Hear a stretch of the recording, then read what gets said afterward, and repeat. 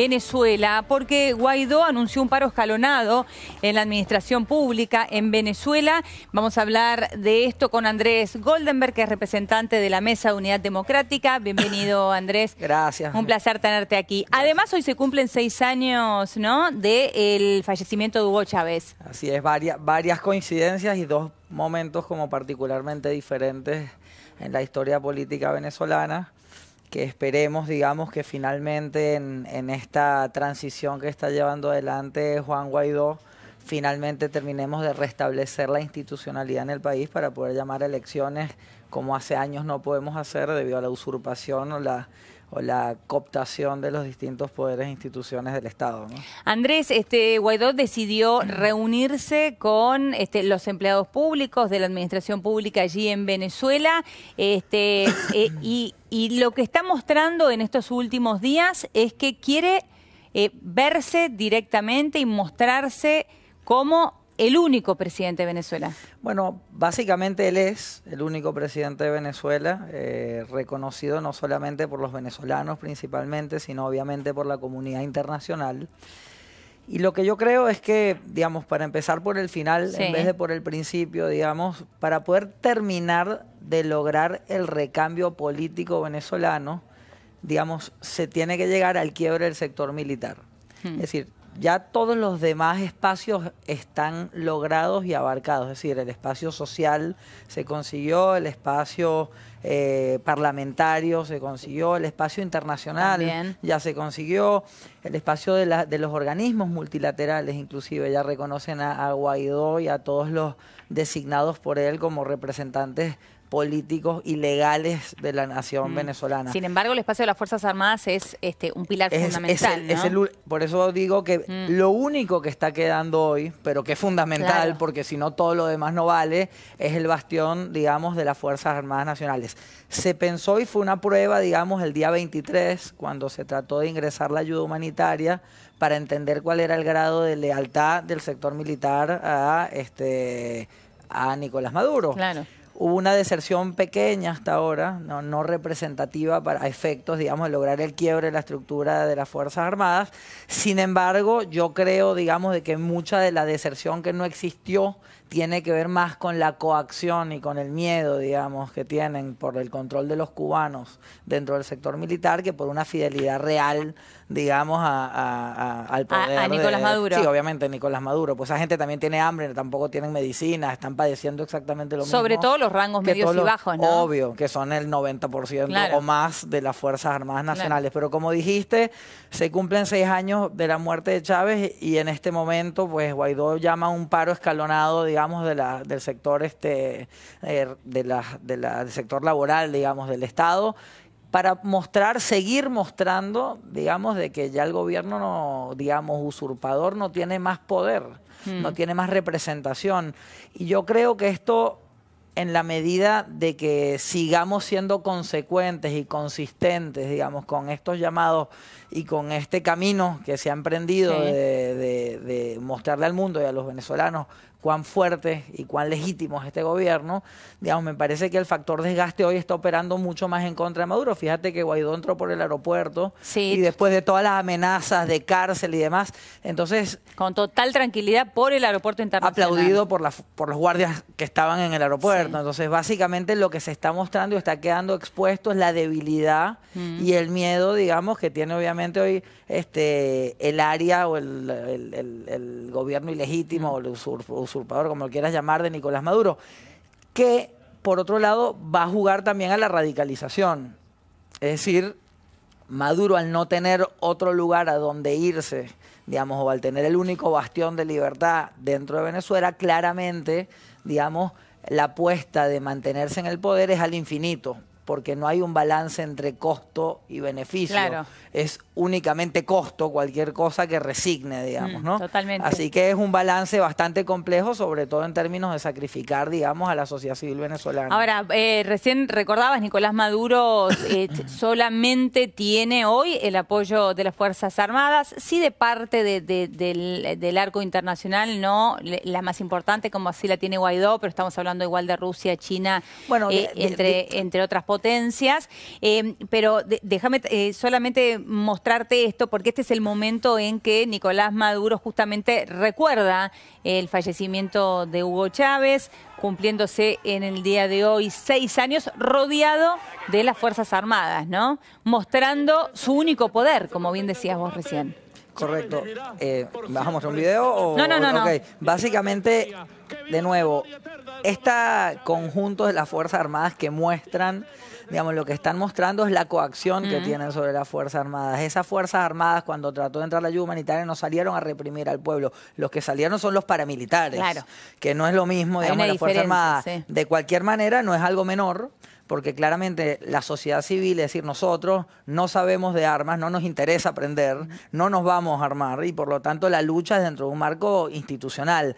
Obviamente, digamos que el factor desgaste en términos de representación es en favor nuestro, o sea, el gobierno legítimo de Guaidó. Esto no quiere decir de que Nicolás Maduro en esta transición no juegue a fondo con la parte, digamos, que tiene que ver con la fuerza y sobre todo la fuerza de la violencia que la ha ejercido sin ningún tipo de censura y sin ningún tipo de humanidad.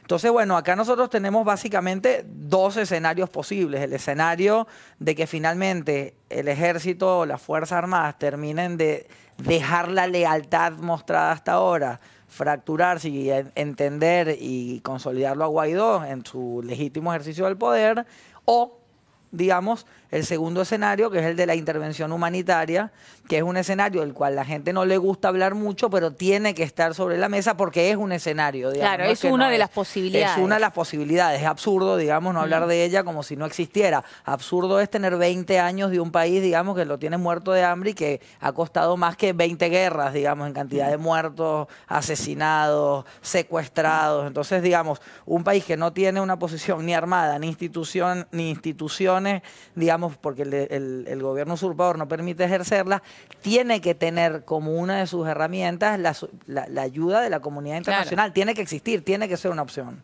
Bueno, y recién recordábamos, ¿no?, que hoy también se cumplen 6 años del fallecimiento de Hugo Chávez. Vamos a recordar el momento en el cual Nicolás Maduro hacía este anuncio. A seguir la secuencia de salud de nuestro comandante presidente, y en el momento que nos encontrábamos recibiendo parte, acompañando a su hija, a sus hermanos, a sus familiares, recibimos la información más dura y trágica que podamos transmitir a nuestro pueblo. A las 4:25 de la tarde de hoy, 5 de marzo, ha fallecido el comandante presidente Hugo Chávez Frías.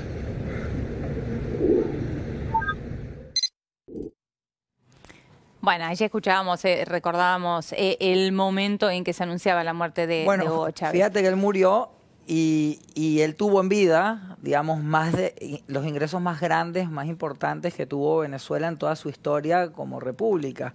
Más de 1 millón de millones, o sea, 1 billón, que es 1 millón de millones de dólares, digamos, sí, le ingresaron al país donde el gran capitalista es el Estado, porque el principal recurso que los venezolanos explotamos es el petróleo y la propiedad del petróleo es 100% del Estado Nacional. Es decir, que el gran capitalista fue durante ese tiempo Hugo Chávez. Sin embargo, tenemos el doble o el triple de deuda externa. Bueno, depende del tipo de dólar, porque hoy es muy difícil de medirlo, ¿no? Pero digamos, duplicó, triplicó la deuda externa. Los niveles de inflación son los más altos de, bueno, toda la región, de todo el mundo, digamos, mismos niveles de asesinato. Es decir, la verdad es que destruyeron un país y sobre todo destruyeron la posibilidad de revertir que seamos un país monoproductor de materias primas para poder usar esa producción con esos ingresos en diversificar el desarrollo económico, obviamente, actividades maquila, actividades sobre todo de desarrollo intelectual, digamos, para poder avanzar en la cadena de valor y no solamente explotar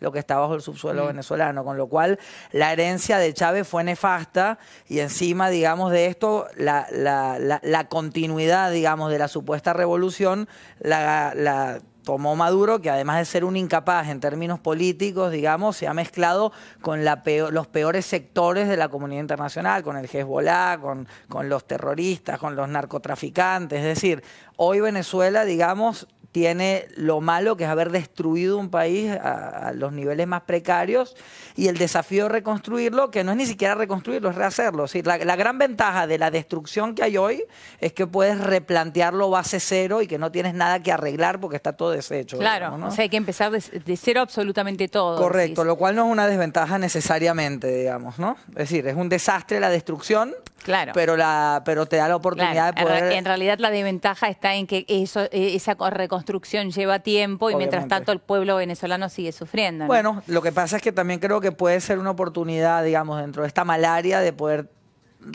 de reprogramar el país en términos productivos, claro, y de que la cantidad de inversiones le den la oportunidad a los venezolanos de poder, digamos, diversificar mejor una economía que hasta ahora había sido de nuevo como es monoproductora prácticamente. Andrés, este paro escalonado en la administración pública que plantea Guaidó ahora, ¿podría llegar a traer represalias para estos empleados de la administración pública? Porque de alguna manera, con el tema de sus sueldos, ¿cómo se controlará eso? Bueno, en principio, acuérdate que el sueldo hoy de los venezolanos, el sueldo medio está entre 4 y 5 dólares, ¿no? Con lo cual una represalia de los sueldos, la peor represalia es la inflación, ¿no? Es que la incapacidad económica, que ¿no? ya es un hecho. Que ya es un hecho. Sí.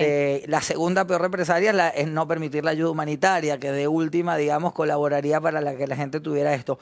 Me parece que hoy estamos en un punto de inflexión en cuanto a que ya está entendido por la sociedad civil venezolana de que después de 20 años de desgobierno, digamos, finalmente, digamos, hay que mostrar este bloque atrás, digamos, de este gobierno de transición. No creo que la gente le asuste mucho perder lo que ya está perdido, ¿no? Es decir, no hay mucho con lo que... O sea, no van a poder jugar con el miedo en ese sentido, ¿no? Me parece que cuando no hay comida, no hay medicamentos, no hay nada que perder. no hay nada que perder. Con lo cual, pues eso por un lado. Y yo también creo que muchos sectores del que siguen, digamos, a Nicolás Maduro están empezando también a preocuparse, porque también seguir al Titanic, que se hunde, también tiene un costo. Entonces yo creo que también no solo las Fuerzas Armadas, sino también los sectores, digamos, de este paraestado usurpador, digamos, empiezan a medir los costos de seguir, lo que hasta ahora es que les congelen cuentas bancarias, que les empiecen a circular certificados de detención. Es decir, está empezando a tener costo seguir a un gobierno usurpador. Antes no, antes tenían los beneficios de la democracia sin los costos de una dictadura. Claro. Eso hoy está dejando de pasar. Entonces me parece que hoy tenemos que seguir con las acciones de fuerza, sobre todo a nivel internacional. La comunidad internacional obviamente sí nos avala. Fundamental. Creo que es importante retirar de una vez todos los permisos y los diplomáticos, por ejemplo, que había dado un gobierno que ya no nos representa, y que, por ejemplo, los embajadores, por ejemplo, el de Argentina, el ministro consejero que hay hoy, le retiren las credenciales y lo manden para Venezuela de vuelta. No tiene nada que hacer aquí. Él no representa, digamos, un gobierno que está usurpado, ¿no? Entonces, Andrés, muchísimas gracias por tu tiempo. Gracias por la invitación. Hasta luego, gracias. Luego. Bien, y de aquí nos vamos al encuentro de Juan Pablo Zanoto. Vamos a ver cómo sigue la vuelta acá.